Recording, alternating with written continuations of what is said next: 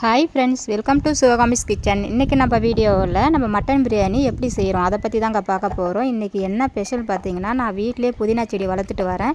அந்த புதினா செடியில் இலலாம் பார்த்திங்கன்னா நல்லா பச்சை பசேல்னு தலை இருக்குது. அதை பறித்து போட்டு தான் இப்போ நான் மட்டன் பிரியாணி செய்ய போகிறேன்.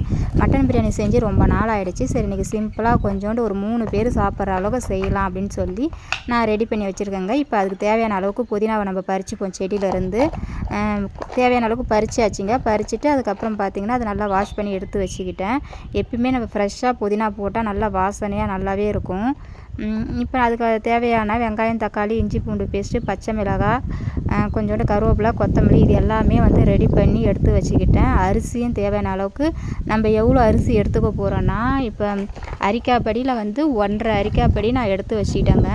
அதுக்கு தேவையான அளவுக்கு தண்ணி வச்சு கறி போட்டு சமைச்சாலே போதும், நம்மளுக்கு பிரியாணி நல்லா டேஸ்ட்டாக வந்துடும். இப்போ நான் எல்லாத்தையும் குக்கர்லேயே செஞ்சுக்கலான்னு சொல்லிட்டு குக்கரை வச்சு அதில் கொஞ்சோண்டு நெய்யும் எண்ணெயும் ஊற்றி நல்லா அதில் பட்டை கிராம்பெலாம் போட்டு நல்லா தாளிச்சிட்டு, அதுக்கப்புறம் நம்ம வெங்காயம், தக்காளி எல்லாத்தையும் அதில் போட்டு நல்லா வதக்கிக்கணுங்க. வதக்கிட்டு நானே மசாலா ரெடி பண்ணி பிரியாணி மசாலா ரெடி பண்ணி எடுத்து வச்சுருக்கேன். அதில் கொஞ்சம் மசாலாவையும் போட்டு கொஞ்சோண்டு லெமன் சார் கொஞ்சம் ஊற்றிக்கணும்.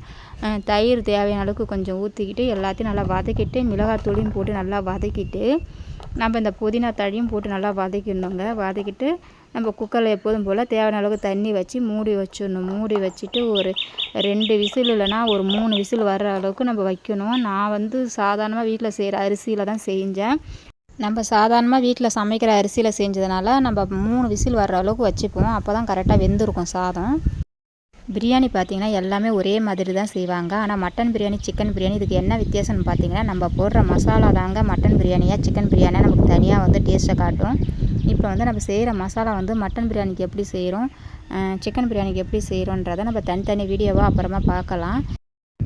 பிரியாணி இப்போ ரெடி ஆகிடுச்சிங்க, வாங்க சாப்பிட்லாம். நம்ம இப்போ பிரியாணியை ஓப்பன் பண்ணி போட்டு ஆள் கொஞ்சம் எல்லோரும் சாப்பிட்லாம். சாப்பிட்டு பார்த்துட்டு எப்படி டேஸ்ட் இருக்குதுன்னு சொல்லுவோம்.